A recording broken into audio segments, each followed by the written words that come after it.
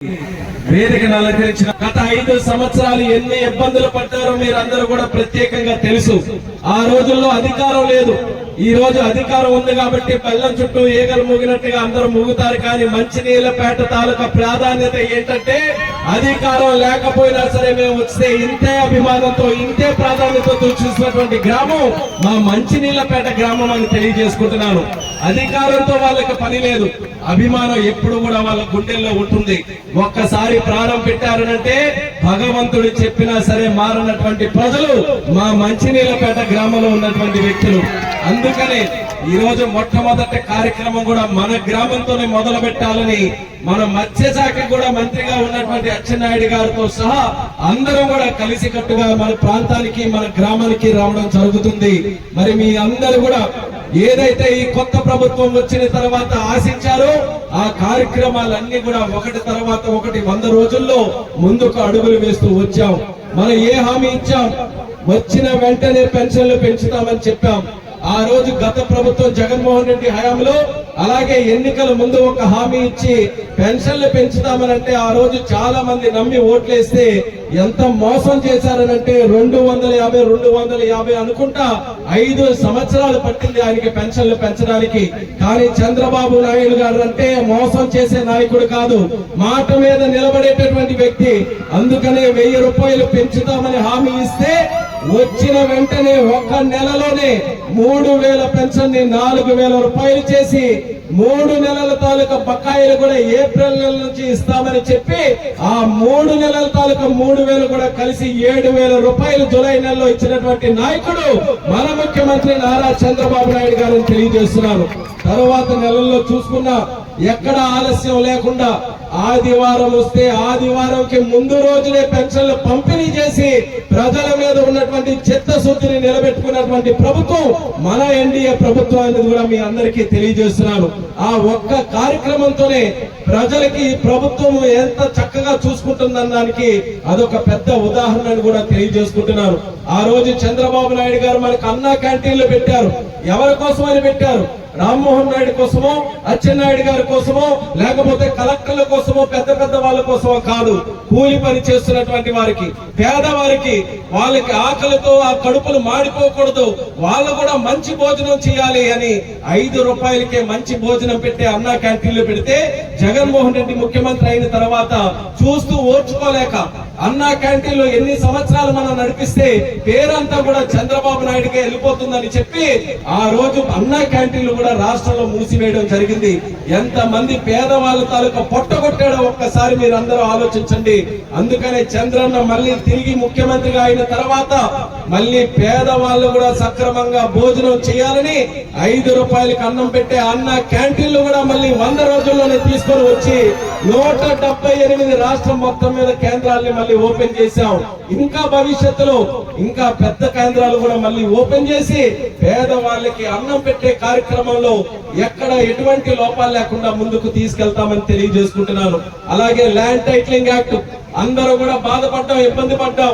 అసలు మన తాతల నుంచి వచ్చినటువంటి భూములు మన చేతుల్లోనే ఉంటాయా లేదా అన్నటువంటి అనుమానం కలిగితే ఎన్నికల్లో హామీ ఇచ్చాం. మళ్ళీ మన ప్రభుత్వం వచ్చిన తర్వాత మొట్టమొదటి సంతకం కింద ల్యాండ్ టైటిలింగ్ యాక్ట్ రద్దు చేస్తామని ప్రభుత్వం ఏర్పడిన వెంటనే ల్యాండ్ టైటిలింగ్ యాక్ట్ కూడా రద్దు చేసి పేదవాళ్ళ భూములు పేదవాళ్ళ దగ్గరే ఉండే విధంగా మన ప్రభుత్వం కార్యక్రమాలు కూడా చేసిందని తెలియజేస్తున్నారు. ఇవన్నీ కూడా ఒక ఎత్తులంటే ఇంకా చాలా కార్యక్రమాలు చేయాల్సినటువంటి ఉన్నాయి. కానీ చిత్తశుద్ధి ఉంది, ఎన్నో ఆలోచనలు ఉన్నాయి, కానీ ఆర్థికంగా మాత్రం బలం లేదు. గతంలో ఉన్నటువంటి పాలకులు, గతంలో ఉన్నటువంటి ముఖ్యమంత్రి వాళ్ళు చేసినటువంటి తుగ్లక్ నిర్ణయాల వల్ల రాష్ట్ర ఖజానా అంతా కూడా ఈ రోజు ఖాళీ అయిపోయింది. ఏ కార్యక్రమం చేయాలన్నా సరే రాష్ట్రంలో అప్పులు మిగిలాయి తప్ప ఎక్కడ రూపాయి కూడా మిగలలేదు.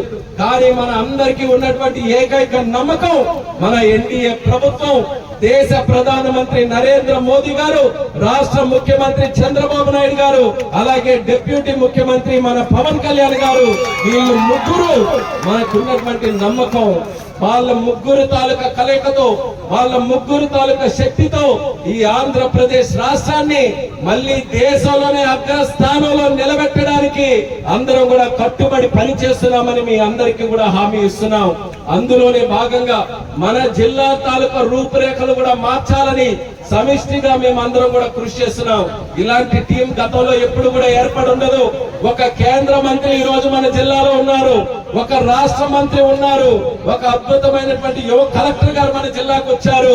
సిక్కోలు శివంగి ఈ రోజు శిరీష్ అక్క గారు పలాసకి ప్రాతినిధ్యం వహిస్తున్నారు. ఇలాంటి టీములు పెట్టుకొని మన పలాసలో వజ్రపు కొత్తూరులో ఎన్నో సంవత్సరాల నుంచి ఉన్నటువంటి సమస్యల్ని పరిష్కరించి ముందుకు నడిపించాలనే ఆలోచనతో మేమందరం కూడా కృషి చేస్తున్నాం. గతంలో 5 సంవత్సరాలు ఒక మంత్రి ఉండేవారు ఇక్కడ నుంచే. పలాసలో గెలిచి మంత్రి అయితే ఆ మంత్రి తాలూకా కార్యక్రమాల వల్ల ఒక్కరికైనా ఉపయోగం కలిగిందా అని మీ అందరికీ కూడా అడుగుతున్నాను. మంత్రి ఉన్నారనంటే దేనికోసం మంత్రి? పోలీసుల తాలూకా పవర్ వాడుకొని అక్రమంగా కేసులు పెట్టి వాళ్ళకి నచ్చని వాళ్ళ మీద ఎలా దబాయించాలో దానికే మంత్రి తప్పితే ప్రజలకు ఎవరికీ ఉపయోగం లేదు. కొండలు ఎక్కడైనా కనబడ్డాయంటే కొండలు దోచుకోవడానికి మంత్రి పదవి తప్పితే ఎవరికైనా ఇల్లు సక్రమంగా ఇవ్వడానికి మాత్రం మంత్రి లేదు. రోడ్డులు చక్కదిద్దడానికి మంత్రి ఎక్కడా కూడా లేడు. త్రాగునీరు ఇవ్వడానికి మంత్రి ఎక్కడా కూడా లేడు. జట్టీలు వేయడానికి మంత్రి ఎక్కడా కూడా లేడు. కేవలం పవర్ చూపించుకొని నేను మంత్రి, నా ముందు తల ఉంచుకొని నువ్వు ఉండు, లేకపోతే జైలుకి పంపిస్తా అని మంత్రి పదవి చలాయించడానికే తప్ప ప్రజలకు ఎక్కడ కూడా పనిచేయడానికి కాదు. ఈ రోజు ఒక కేంద్ర మంత్రిగా గాని రాష్ట్ర మంత్రిగా గాని ఈ రోజు అచ్చెన్నాయుడు గారు మేము ఉన్నామనంటే మంత్రి పదవికి అసలైనటువంటి అర్థం మీకు చూపిస్తామని కూడా ఈ సందర్భంగా శపథం చేసి మరీ చెప్తున్నాం. మంత్రిగా ఉన్నామనంటే 10 కాలాల పాటు జిల్లాలో చిరస్థాయిగా ఉండిపోయేటటువంటి కార్యక్రమాలు జరగాలి. 10 మంది పేదవాళ్ళు కూడా శభాష్ అనుకునే విధంగా మా తాలూకా ఫలితనం ఉండాలి. అది స్వర్గీయ కింజరాపు ఎర్రనాయుడు గారు నాకు నేర్పించినటువంటి రాజకీయం అనేది కూడా ఈ సందర్భంగా మంగళవారం కబుర్లు చెప్తారంటారు కదా, ఆ విధంగా అచ్చెన్నాయుడు గారు అక్కడ కట్టేశారు, అందుకే నీరు రావట్లేదని. ప్రభుత్వం నీదని సిగ్గు పడకుండా నువ్వు మాట్లాడు. అదే అచ్చెన్నాయుడు గారు మరి ఈ రోజు నీరు ఎలాగా నెల రోజులు ఎప్పుడు ఆగస్టు నెలకు వచ్చే నీరు ఈ రోజు జూన్ నెలలోనే వచ్చిందంటే అది పని చేయించే తెలుగుదేశం పార్టీ ప్రభుత్వంలోని పనిచేసే అధికారులు చేసిన శ్రమ. ఆ సందర్భంగా జూన్ నాటికే మాకు మంచినీరు అందించిన జిల్లా కలెక్టర్ గారికి, రామ్మోహన్ నాయుడు గారికి, అచ్చెన్నాయుడు గారికి, ముఖ్యంగా వంశధార అధికారులకు నిజంగా మా అందరి తరఫున, మా రైతుల తరఫున పేరు పేరున ధన్యవాదాలు తెలుపుకుంటున్నాను. ఇక వ్యాపారస్తులు చక్కగా వ్యాపారం చేసుకుంటున్నారు. గతంలో లాగా కమిషన్లు ఇవ్వండి అని దండుకోవడాలు లేవు. అలాగే ఏదన్నా మీటింగులకు వస్తే మీరు రాకపోతే మీ పెన్షన్లు తీసేస్తాం, మీ రేషన్లు కార్డులు తీసేస్తాం అని బెదిరింపులు లేవు. ప్రతి ఒక్కరికి పార్టీలకు అతీతంగా అర్హత ఉన్న ప్రతి ఒక్కరికి కూడా మేము ఈ రోజు పెన్షన్ అందించబోతున్నాం. వచ్చే నెల నుండి కొత్త పెన్షన్లు రాగానే ఏదైతే తెలుగుదేశం ప్రభుత్వం మాట ఇచ్చిందో 50 సంవత్సరాలు నిండిన ప్రతి ఒక్కరికి కూడా అర్హత ఉన్న ప్రతి ఒక్కరికి ఇది ఏ పార్టీ అని అడగకుండా మా పలాసలో ఉన్న ప్రతి ఒక్కరు కూడా మేము సంక్షేమ పథకాలు అందించబోతున్నాం. ఇది ఒక్కటే కాదు, రెస్పెక్టెడ్ కలెక్టర్ సార్, ఇక్కడ ఈ మత్స్యకార మండలంకు ఉన్న ఒక ప్రాబ్లం ఏంటంటే ఇదన్నీ ఇక్కడ ఉన్న ఇసుక నేలలండి. ఇక్కడ మాకు ఉపాధి హామీ అన్నది అమలు జరగటం లేదు. ఎందుకంటే ఇసుక నేలల్లో ఉపాధి హామీ అమలు కాదు అని ముఖ్యంగా ఇక్కడున్న గ్రామాలకి ఉపాధి హామీ పథకం అమలు జరగట్లేదు. కానీ మా అక్క చెల్లెలందరూ అడిగిందంటే ఏదో ఒకటి రూపంగా మాకు ఉపాధి హామీ మీరు అమలు చేయాలి. ఇసుక నెలల్లోని మీకు ఉపాధి హామీ లేదని మాకు అసలు ఉపాధి హామీ దూరం చేస్తున్నారన్నది 2014 నుంచి వాళ్ళ దగ్గర నుంచి వస్తున్నది. దయచేసి as a collector of this district మా మత్స్యకార విలేజ్ల్లో ఉపాధి హామీ అనేది వాళ్ళకి ఏ రకంగా ఇవ్వాలన్నది మీరు ఒక సొల్యూషన్ మాకు చూపిస్తారని మేము చాలా ఆశతో ఉన్నామండి. అలాగే 5 సంవత్సరాలుగా ఇదే ఊర్లో ఈరోజు ఈ కార్యక్రమం పెట్టడానికి ఒక రీజన్ ఉంది సార్. మత్స్యకార భరోసా అన్నది సంవత్సరానికి 2 నెలలు మత్స్యకారుల సోదరులకి వాళ్ళు వేటకి వెళ్ళనందున ఇచ్చే మత్స్యకార భరోసాని ఒక పనికి మాలిన మంత్రి పార్టీలు వేరని చెప్పి దాదాపు 200 మందికి ఇక్కడ మత్స్యకార భరోసా తీసేసిన ఒక ప్రత్యేకమైన విలేజ్ ఇది. వాళ్ళందరూ మత్స్యకారులే. కానీ ఆ రోజు కలెక్టర్ గారి దగ్గరికి వెళ్ళినా కూడా ఆ రోజున్న మంత్రివర్యులు ప్రభుత్వం వల్ల ఒక్కళ్ళు కూడా మత్స్యకార భరోసా ఇవ్వకుండా వాళ్ళు 2 సంవత్సరాలు ఏడిపించారు సార్. అందుకని ఈ రోజు ఇక్కడ ఈ కార్యక్రమం పెట్టడానికి కూడా అదే ఒక కారణం. అలాగే మరి మనకి మన మంత్రివర్యులు కూడా మాట్లాడతారు. 10,000 నుండి 20 రూపాయలకు పెంచిన మత్స్యకార భరోసాను కూడా మనం తొందరగా ఎప్పటి నుంచి మనం పెడతాం, మన మంత్రి గారు ప్రకటిస్తారు. అలాగే లాస్ట్ 5 ఇయర్స్ ఏ ఒక్క మత్స్యకార విలేజ్లకు కూడా గతంలో తెలుగుదేశం పార్టీ ఇంప్లిమెంట్ చేసిన సబ్సిడీలు గాని, అలాగే వాళ్ళకి వలలు గాని, ముఖ్యంగా వలలు ఆరేసుకోవడానికి, రిపేర్ చేసుకోవడానికి మినిమం షెడ్లు ఆ రోజు తెలుగుదేశం పార్టీ కట్టించేది. 5 సంవత్సరాలుగా కనీసం వలకి రిపేర్ చేసుకుని ఒక 5 రూపీస్ కాస్ట్ అయిన ఒక సూది ఉంటుందండి. అలాంటి సూది కూడా మరి ఇక్కడే మంత్రిగా ఉన్న వ్యక్తి కూడా మత్స్యకార మంత్రే, ఒక్క సూది కూడా ఇవ్వలేకుండా 5 సంవత్సరాలు ఆ మత్స్యకార దీన్ని అలాగే ముందుకు తీసుకెళ్లాడండి. అంతటి ఇబ్బందుల్లో మత్స్యకారులు ఉన్నారు. అయితే ఎప్పుడు కూడా తెలుగుదేశానికి అండగా ఉన్నారు. మరి ఈ సంవత్సరం ఈ ప్రభుత్వంలో కూడా ఇక్కడ అచ్చెన్నాయుడు గారికి మరియు వ్యవసాయ శాఖ, మత్స్యకార శాఖ కూడా రావడం అందరికీ ఒక అదృష్టం.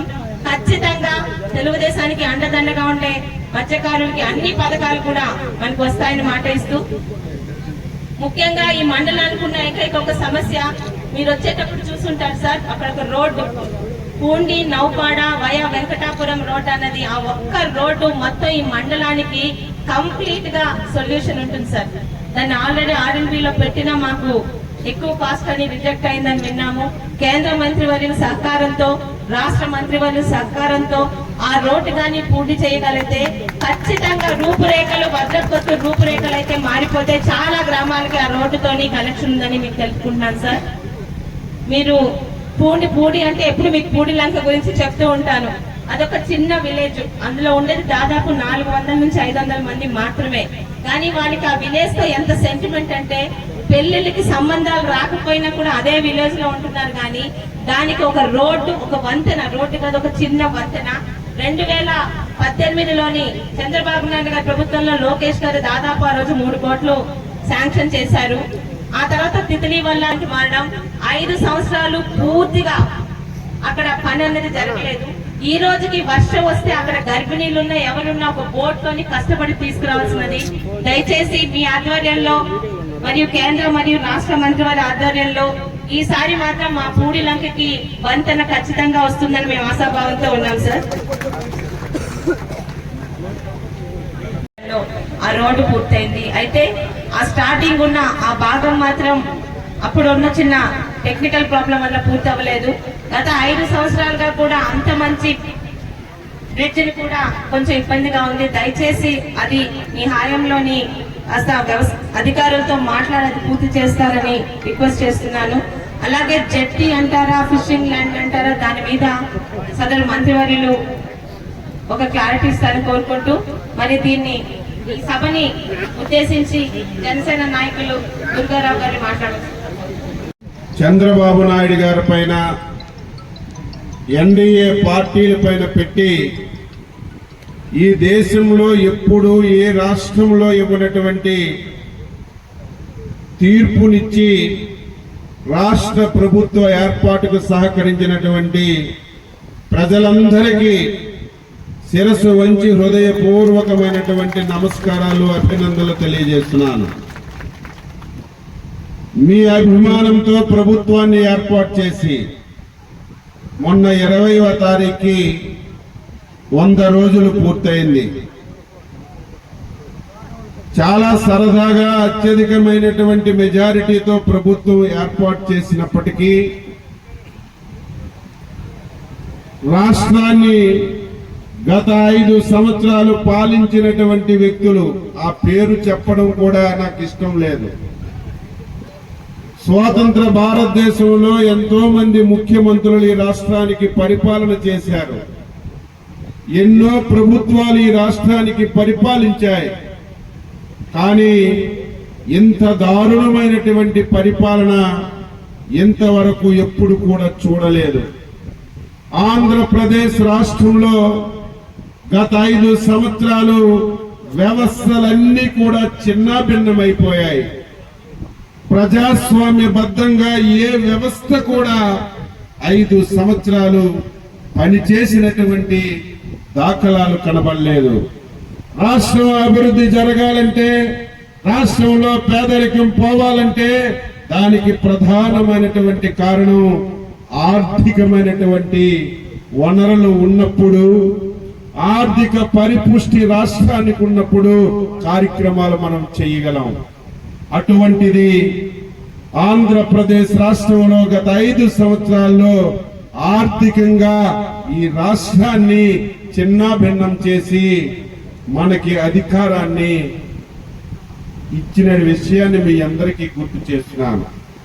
100 రోజులు రాష్ట్ర ముఖ్యమంత్రి అన్ని శాఖల్లో రివ్యూ చేశారు. మంత్రులుగా మేము మా శాఖల్లో రివ్యూలు చేశాం. చూస్తే బాధ, ఆవేదన కలుగుతుంది. నేను ఫిషరీస్ కమిషనర్ గా పిలిచి మన శాఖలో 5 సంవత్సరాలుగా ఒక్క వల ఇవ్వలేదు, దారం ఇవ్వలేదు, పడవ ఇవ్వలేదు, మత్స్యకారులకి ఒక్క కార్యక్రమం చేయలేదు. నేను మత్స్యకారుల మధ్య నుంచి వచ్చిన వ్యక్తిని, మొత్తం చేంజ్ చేద్దాం, మళ్ళీ పథకాలు ప్రారంభిద్దామని చెప్పి నేను పిలిస్తే మంత్రి గారు గత ప్రభుత్వంలో పక్కవాత చేద్దామని మాట్లాడతారు. ఈ రోజు రాష్ట్రంలో వ్యవసాయ శాఖ గాని, అదేవిధంగా పశు సంవర్ధక శాఖ గాని, అదేవిధంగా ఈ రోజు ఉద్యానవన శాఖ గాని, మొత్తం శాఖలన్నీ కూడా నేను రివ్యూ చేస్తే నా దగ్గరే 32,000 కోట్ల రూపాయలు గత ప్రభుత్వం పెట్టినటువంటి అప్పు ఉంది. ఆ అప్పు నేను ఎప్పుడు తీరుస్తాను, మళ్ళీ కొత్త పథకాలు నేను ఎప్పుడు అమలు చేస్తానని బాధ, ఆవేదన కలిగిందని చెప్పి మీ అందరికీ తెలియజేస్తున్నాను. అదేవిధంగా రాష్ట్రంలో 12 లక్షల కోట్ల అప్పు ఉంది.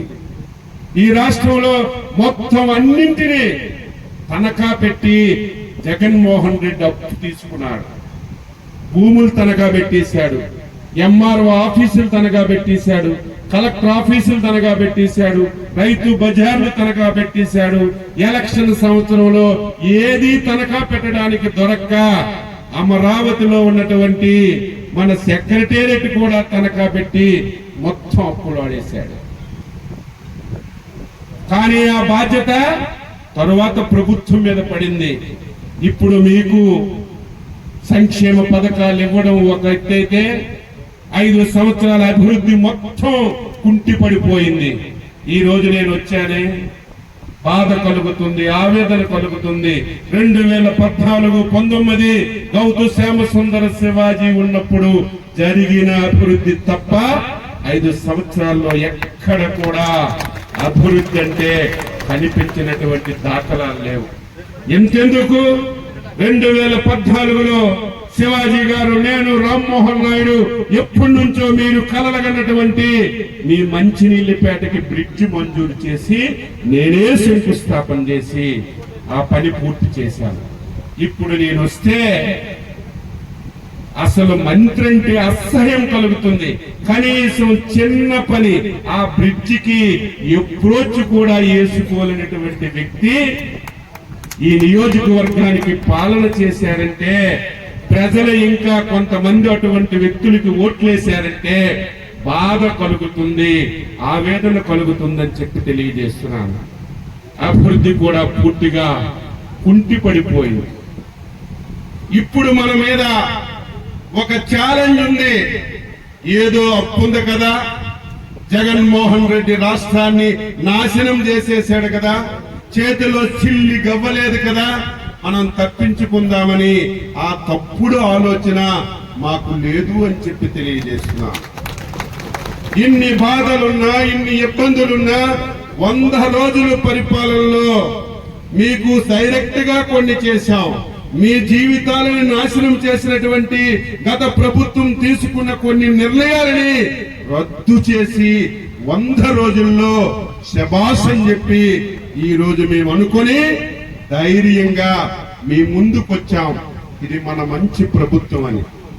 వజ్రపుకొత్తూరు మండలం నాయకురాలు, మీ అందరి అభిమానంతో శాసనసభ్యులుగా ఎన్నికైనటువంటి శ్రీమతి గౌతు శిరీష గారు, మన యువ నాయకుడు కేంద్ర మంత్రి శ్రీ రామ్మోహన్ నాయుడు గారు, జిల్లా కలెక్టర్ శ్రీ దినకర్ గారు, చాలా మంది చెప్పారు.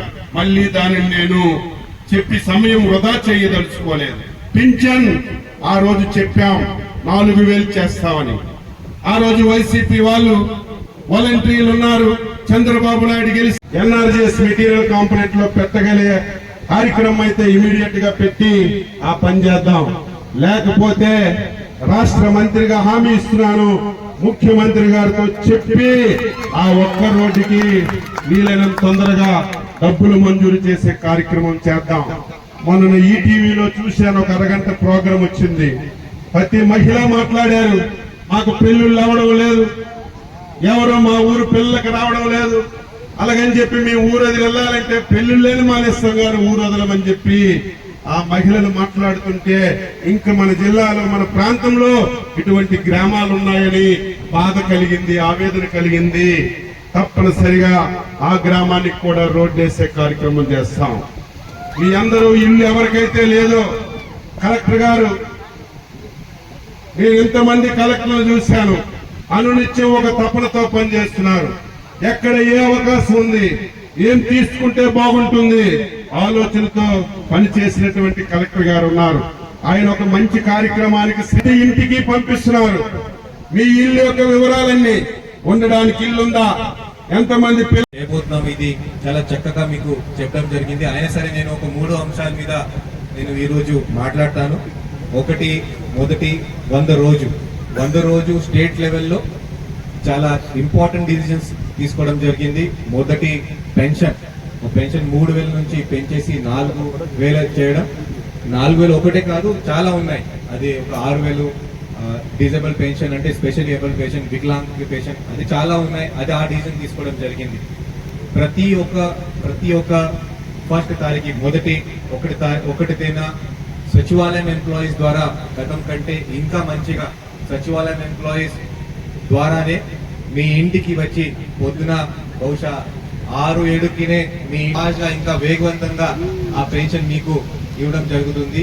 రెండోది అమ్మ క్యాంటీన్ కూడా మన శ్రీకాకుళం జిల్లా చూస్తే ఒక 4 చోట్ల మనం ఓపెన్ చేయబోతున్నాం. కొన్ని ఓపెన్ అయింది, అది కూడా ఓపెన్ చేస్తున్నాం.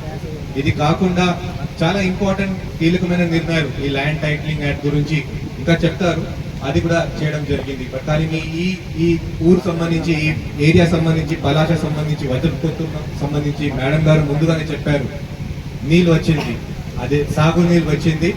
అదే ముఖ్యమైన మన హెచ్ఎం గారు సార్ ఇచ్చిన ప్రోత్సాహం వల్ల, సార్ ఇచ్చిన డైరెక్షన్ వల్ల మన irrigation department, Vamsadhara irrigation department వాళ్ళు కష్టపడి ఇక్కడి వరకు నీళ్ళు మనం పంపించగలిగాం. ఇది కాకుండా మీ అందరికీ తెలిసి ఉంటుంది, చాలా ఇయర్స్ తర్వాత 15 ఫైనాన్స్ గ్రాంట్స్ మన గ్రామ పంచాయతీ ఇవ్వడం జరిగింది. అదే మీ సదుపాయాల కోసం మీరు అందరూ గ్రామ సభ పెట్టుకొని మీకు ఏం వర్క్స్ కావాలి, ఒక రోడ్ కావాలా, డ్రైన్ కావాలి, అదే మీరు ఒక తీర్మానం తీసుకొని అది మీ పంచాయత్ సెక్రటరీ ద్వారా, సర్పంచ్ గారి ద్వారా కూడా మీరు చర్యలు తీసుకోవచ్చు. ఇప్పటి వరకు ఒక 1,000 రూపాయలు మాత్రమే ఇచ్చేవారు గ్రామ సభకి, కానీ అది కూడా పెంచేసి ఒక 10,000 ఒక గ్రామ సభకి ఇవ్వడం జరుగుతుంది. ఇలాంటి ఎన్నో కార్యక్రమాలు చేశారు. అది ఒకటి. మొదటి అంశం అంటే స్వర్ణ ఆంధ్ర, స్వర్ణ శ్రీకాకుళం, స్వర్ణ మంచినీరు పేట. దీనికోసం ప్రభుత్వం ఆదేశం మేరకు ఒక సర్వే మనం చేసినాం. అది సర్వే అంటే ఏం లేదు, రాబోయే ఒక 5 సంవత్సరం తర్వాత, ఒక 10 సంవత్సరం తర్వాత, మరి ముఖ్యంగా ఒక 2047 అంటే ఒక స్వాతంత్రం వచ్చిన తర్వాత 100 సంవత్సరం తర్వాత మన ఊరు, మన జిల్లా, మన దేశం, మన రాష్ట్రం ఎలా మనం అనుకున్నాం, ఎలా ఆలోచిస్తాం, అదే దీనికోసం మీ నుంచి కొన్ని అంశాల మీద మీ నుంచి కొన్ని ఫీడ్బ్యాక్, కొన్ని అంశాల మీద మీ నుంచి కొంత ఇన్ఫర్మేషన్ తీసుకోవడం జరుగుతుంది. అదే ఈ ప్రోగ్రామ్ తర్వాత పంచాయత్ సెక్రటరీ మీ అందరికీ అడుగుతారు, దయచేసి అది ఫీల్ చేస్తే ఏమో దీంట్లో మీ పిల్లలు మీరు చదివిస్తే ఏ డిపార్ట్మెంట్ లో, ఏ ఫీల్డ్ లో మీరు పంపించగలరు, అది ఐటీనా, లేకపోతే అగ్రికల్చర్ అంటే మన ఈ వ్యవసాయ శాఖనా, లేకపోతే పరిశ్రమ శాఖనా, అలాంటి మీకు ప్రశ్న అడుగుతారు. ఇది కాకుండా మత్స్యకార సమస్య కూడా చాలా ఉన్నాయి. దీంట్లో కూడా మీరు రాబోయే రోజుల్లో ప్రభుత్వం ఏం చర్యలు తీసుకుంటే బాగుంటుంది, దీని మీద ఒక సర్వే ఉంది. దయచేసి ప్రతి ఒక్కరు ఆ సర్వే మీద దృష్టి పెడితే ఈ గ్రామ ఈ ఒక విజన్ డాక్యుమెంట్, అంటే ఈ గ్రామం మంచిర్యాలపేట గ్రామం రాబోయే ఒక 5 సంవత్సరాల తర్వాత మీరు ఆలోచిస్తారు, దీని మీద ఒక ప్లాన్ తీసుకొని, అలాగే మండల్ లెవెల్ ప్లాన్, జిల్లా లెవెల్ ప్లాన్, మరి తర్వాత రాష్ట్రంలో ఒక ప్లాన్ కూడా మనం ప్రిపేర్ చేస్తాం. 3 అంశం స్వచ్ఛతా హీ సేవ. స్వచ్ఛతా హీ సేవ, మన పరిశుభ్రం, మన ఏరియా క్లీన్ గా ఉంచుకోవాలి. అదే గవర్నమెంట్ ఆదేశం ప్రకారం రాష్ట్ర ప్రభుత్వం అవ్వచ్చు, మనకి సెంట్రల్ గవర్నమెంట్ కేంద్ర ప్రభుత్వం అవ్వచ్చు, వాళ్ళ ఆదేశం ప్రకారమే మనం ఒక 2 అక్టోబర్ వరకు, అంటే 2 అక్టోబర్ వరకు ఈ కార్యక్రమం మనం చేస్తాం. అయినా సరే రోడ్ మీద నుంచి నేను రామ్మోహన్ ఎంపీ సార్ కూడా చూసాను, చాలా చోట్ల చెత్త అలాగే ఉండిపోతుంది. ఈ చెత్త ఇంకా వేరే ఊరు నుంచి వచ్చి ఇక్కడ పెట్టలేదు, మనమే మన ఇంట్లో ఉన్న చెత్తనే బయట ఎక్కడైనా వేసాం. ఆయన కదా మన చెత్తనే అది, మనం వేరే ఊరు నుంచి ఆ చెత్త అక్కడికి రాలేదు. దయచేసి ఇక్కడ పంచాయత్ సెక్రటరీ ద్వారా నేను కూడా రివ్యూ చేస్తాను. ఇక్కడ శానిటరీ సిబ్బంది, అంటే ఆ చెత్త తీసుకోవడం సిబ్బంది ప్రతిరోజు మీ ఇంటికి వస్తారు లేదా, లేకపోతే వారంకి 2-3 రోజులు వస్తారు లేదా, అదే చెక్ చేస్తాము. అదే ఖచ్చితంగా ఒక సిస్టమేటిక్ గా మీ ఇంటి దగ్గర వచ్చి మీ నుంచి చెత్త తీసుకొని ఇక్కడ ఒక సాలిడ్ వేస్ట్ మేనేజ్మెంట్ సెంటర్ కూడా నేను చూశాను. అంటే అక్కడ ఎరువులు తయారు చేస్తారు, అక్కడ ప్లాస్టిక్ ద్వారా అక్కడ మనం సైంటిఫిక్ గా ఆ చెత్తను కూడా డిస్పోజ్ చేయొచ్చు. అది ఎటువంటి చెత్త మీ నదిలో లేకపోతే ఈ సముద్రం వైపు వెళ్లకుండా, మన ఇంటి దగ్గర కూడా పెట్టకుండా, మన డ్రైనేజ్ లో రోడ్ మీద పెట్టకుండా ఆ చెత్త సైంటిఫిక్ గా శాశ్వతంగా ఎలా పరిష్కారం చేస్తే అది కూడా చూస్తాను. బట్ కానీ మీ నుంచి ఒకటే రిక్వెస్ట్, అంటే మీ ఇంట్లో ఉన్న చెత్త, మీ దగ్గర ఉన్న చెత్త ఆ చెత్త కుండీలో పెట్టేసి మీ శానిటరీ వర్కర్ మీ ఇంట్లో వచ్చినప్పుడు, లేకపోతే మీ ఊర్లో ఎక్కడెక్కడ చెత్త కుండీలు ఉంటాయి అక్కడ మాత్రం మీరు పెట్టే పరిశ్రమ మీ ఇంటి పక్కన చుట్టుపక్కన అంతా బాగుంటుంది. మీ ఆరోగ్యం మనం ఎలా క్లీన్ గా పెడతాం, ఎలా పరిశుభ్రంగా ఉంటుంది, అదే బయట కూడా దయచేసి మీరు పెట్టాలి. అది ఒక్కటి అంశం మీ నుంచి హెల్ప్ చేస్తే మిగతా అంతా పంచాయతీ వాళ్ళు చూసుకుంటారు. ఈ 3 అంశం మీద మాత్రమే మీ అందరికి నేను రిక్వెస్ట్ చేస్తున్నాను. చాలా చక్కగా ఇక్కడ కార్యక్రమాలు ఇక్కడ పెట్టారు. కొన్ని ఊరి సమస్య కూడా నా దృష్టికి ఆనరబుల్ ఎమ్మెల్యే మేడం కూడా తీసుకువచ్చారు. నరేగా ఒకటి సమస్య ఉంది, ఇది ఇక్కడ ఇసుక ఉండడం వల్ల నరేగా పని తీసుకోలేకపోతాం. బట్ కానీ అది కూడా టెక్నికల్ గా ఎలా సాల్వ్ చేయాలి అని చూస్తాను. కొన్ని బ్రిడ్జెస్, కొన్ని రోడ్ విషయంలో కూడా అడిగాను. నేను కూడా ఇక్కడ వచ్చాను కాబట్టి ఒక ఫీల్డ్ విజిట్ కూడా ఇక్కడ పెడతాము. ఖచ్చితంగా మేడం గారు చెప్పినట్లో ఏదో ఒకటి సొల్యూషన్ మన లెవెల్లో, నా లెవెల్లో, లేకపోతే రాష్ట్ర ప్రభుత్వం లేకపోతే కేంద్ర ప్రభుత్వం దగ్గర తీసుకువెళ్ళి సార్ దృష్టికి తీసుకువెళ్ళి సార్ ద్వారా కూడా అక్కడ పరిష్కారం ఖచ్చితంగా మనం చేస్తాం. Thank you. నాకు ఇక్కడ పిలిచినందుకు బాగా చాలా థ్యాంక్స్.